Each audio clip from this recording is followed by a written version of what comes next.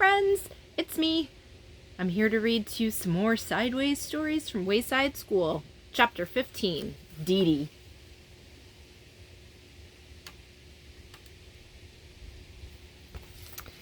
This story contains a problem and a solution. Dee Dee was a mousy-looking kid. Unlike most children at Wayside School, she liked recess better than spelling. As soon as the recess bell rang, she would jump up from her seat and run out the door. There were big signs in Wayside School on every floor. No jumping down the stairs. Dee Dee never seemed to notice the signs. She jumped down the stairs. Some children took the stairs 2 at a time. Dee Dee took them 10 at a time. That was on the way down.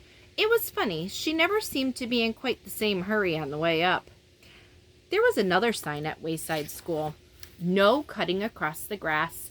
Dee Dee must not ever have seen that one either. She cut across the grass and ran up to Louis, the yard teacher.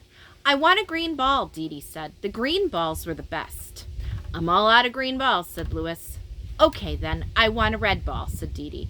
The red balls were just about as good as the green balls. They didn't bounce as high, but actually, sometimes you don't want a ball to bounce too high. "I'm all out of red balls, too," said Louis. "Do you have anything left?" asked Dee Dee. Dee Dee meant anything besides the yellow ball. There was one yellow ball at Wayside School, and Louis was always trying to get rid of it. It didn't bounce, and it never went the way it was kicked. "Anything at all?" said Dee Dee. "Today is your lucky day," said Louis. "I have one ball left. And it's just for you. The one and only yellow ball." "No thanks," said Dee Dee. "Aw, come on, take it," said Louis. "Why don't you ever have any green or red balls?" asked Dee Dee. "I do," said Louis, "but the other children ask first. By the time you get out here, they're all gone." "But that's because they have to come all the way from the 30th story. How do you expect me to compete with the kids from the 1st or the 2nd?" she asked. "That's why I saved you the yellow ball," said Louis. "Everybody wanted it, but I saved it just for you." "I bet," said Dee Dee.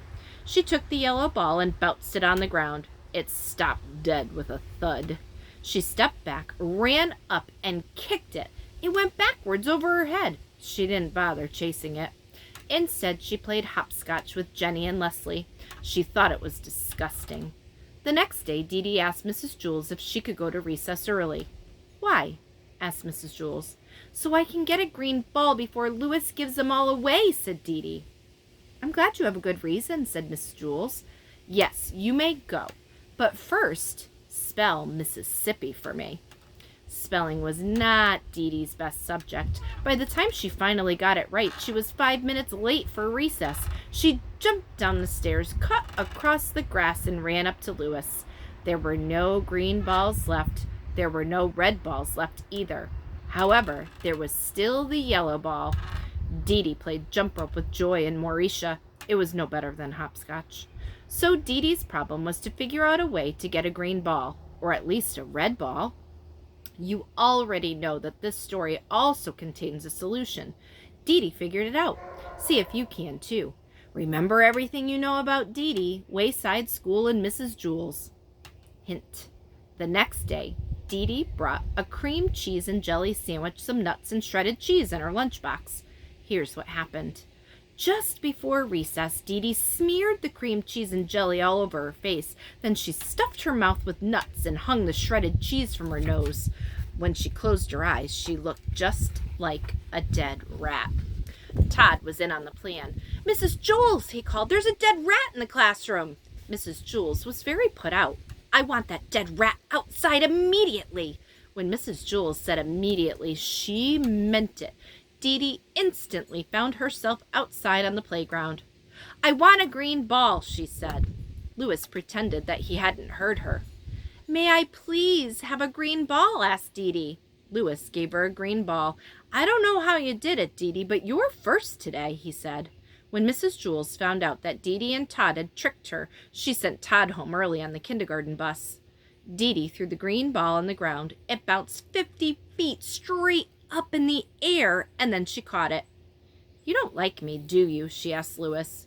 "Sure I do," said Louis. No, you don't, said Dee Dee. Yes, I like you, said Louis. No, you don't, Dee Dee insisted. Yes, I like you. I really do, said Louis. Are you sure? Asked Dee Dee. Yes, said Louis. Don't you believe me? I guess so, said Dee Dee.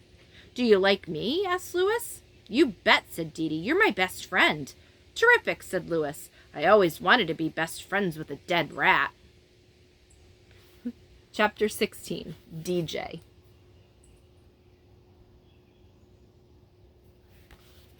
DJ skipped up the 30 flights of stairs to Mrs. Jewls' room. He was grinning from ear to ear, from nose to chin, from here to there and back again. Hey, DJ, Todd shouted. Glad to see you. Todd was a pushover for smiling faces. Mrs. Jewls heard him. She began to write Todd's name on the board under discipline when she saw DJ smile. She put down the chalk. Good morning, DJ, she said. What are you so happy about? DJ grinned and shrugged his shoulders. Mrs. Jewls smiled.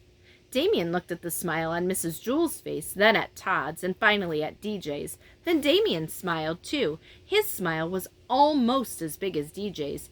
They were best friends. Once they saw the two of them smiling, the rest of the class couldn't help but smile. Ronti had a very cute one due to her 2 missing front teeth. Nobody had an ugly smile. Jason came to school late.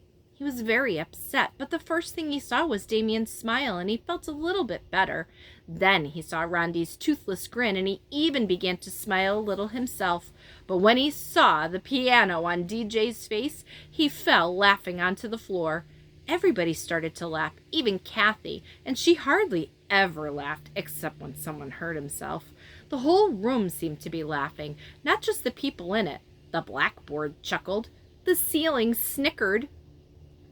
The desks were jumping up and down, and the chairs were slapping one another on the back. The floor was very ticklish. It laughed until the walls turned purple. The wastepaper basket started to sing, and all the pencils stood up and danced. Finally, things began to settle down. Mrs. Jewls wiped her eyes and said, DJ, why don't you tell the class why you're so happy? At least let us know what we're laughing about. But DJ just kept on smiling. Oh, come on, DJ, said Dee Dee. Tell us. DJ didn't say a word. He couldn't. His mouth was stretched out of shape. Let us guess, said Ron. If we guess right, will you tell us?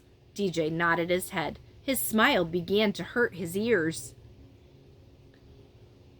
Everyone took one guess. Have you been swimming? Is it your birthday? Are you in love? Did you get a green ball? Nobody guessed right. At recess, DJ was still smiling.